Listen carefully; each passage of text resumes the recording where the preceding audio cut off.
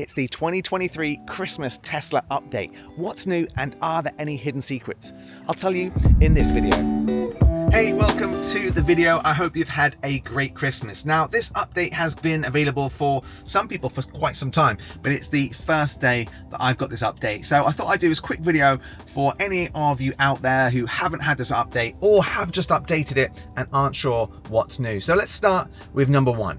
We now have Apple Podcasts. If you tap the app drawer down here, you'll now see you have Apple Podcasts in the bottom right hand corner. So this is super handy if you do listen to your podcasts using Apple Podcasts. I know I do. I have been using Spotify recently, mainly because of the Spotify integration in the Tesla, but it's good that it's now here. If you use the games in your car, there are some brand new updates to almost all of the games within the system. Within Beach Buggy Racing, there's brand new vehicles and tracks, and you can also match the car within the game to the colorizer options that you've made for your own Tesla Model 3. There's also some other updates for all of the other games as well, but one other feature if you're into gaming, which I think is pretty cool, is that they've now added more rumble features to Xbox and PlayStation controllers, so you'll get that haptic feedback when you're playing your games in the car. Next up is a feature I wish we would have had years ago, but I'm so glad it's here. We finally have speed cameras en route.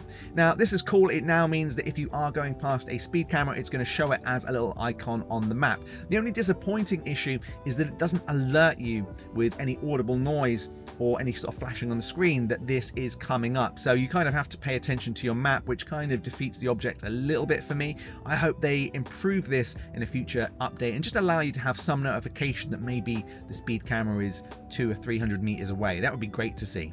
Also, talking of routes, if you like to plan your route on your smartphone before you leave, which I like to do, you can now do it within the Tesla app. Look at all of the charging points, maybe add some areas that you want to stop at, points of interest, that kind of thing. You can now do that within the app and it will send it to the car just a little bit more accurately than before. What I used to do before was use Google Maps and then just send the destination to the car. This makes it all a little bit more accurate and a little bit more detailed. And then a feature I wish I had on the way down for Christmas, we have alternative routes whilst driving. This is super handy because I made the mistake of not using the M6 toll and then was stuck in Birmingham for about 2.5 hours. So I'm glad this is here. This means that whilst you're driving, you're going to be able to look at alternative routes that may be a little bit quicker or just get you around a certain part of the country that you don't want to go to. The next change we have is to the little cameras here on the side of the car. So a while back, Tesla actually added the ability to use these cameras here to show us the blind spot in the car as we're traveling. Well, now they've updated that. So for the first time, we're going to have a flashing red bar on the side. So if someone is within your blind spot here, it's going to make it much easier to see it on that screen. And I love that this has been added with just a minor software update. And then from the app itself, when you go into Sentry mode, we now have a new angle. Let me show you that on the app. So I've turned Sentry mode on right here. If I click the View Live cameras, you can now see on the side here, we have these two extra views that we didn't have before. So if I touch that, we can see the Pleasure Beach on the right-hand side there and on the right-hand side there as well. So this is super cool. So sometimes if someone was around your car, you couldn't quite see all the way around. Now you can. The next update is for the back of the Tesla Model 3, Model Y and Model S. So if you have one of these cars with a screen in the back, for the first time you're going to be able to add wireless headphones that work just with the back screens. This also means that people are going to be able to play their own games, watch their own Netflix films and things like that directly from the back. Obviously, I don't have a screen in mine. Next up, if you use your light show, there is now a brand new light show in the tune of Arrival by Irving Victoria. Now, I'm going to be completely honest with you. I've never actually ever used the light show in my Tesla Model 3. I've never even given it a go. I don't know why. It's just not really for me. But if you are the kind of person that loves a light show, there's a brand new one this year. So I have a Tesla Model 3 with the USS, the ultrasonic sensors, and they work really, really well. But if you have a Tesla Model 3 or a Model Y that didn't come with the ultrasonic sensors, you'll know it's been a bit of a pain point. You just have the cameras to use to help you to park, and it's not been a great experience from what I've heard from friends and people on various Tesla forums. Now, Tesla have always said there's going to be a software update which is going to fix this, it's going to make it incredible, and that update is here now, and it's going to give you the high fidelity parking.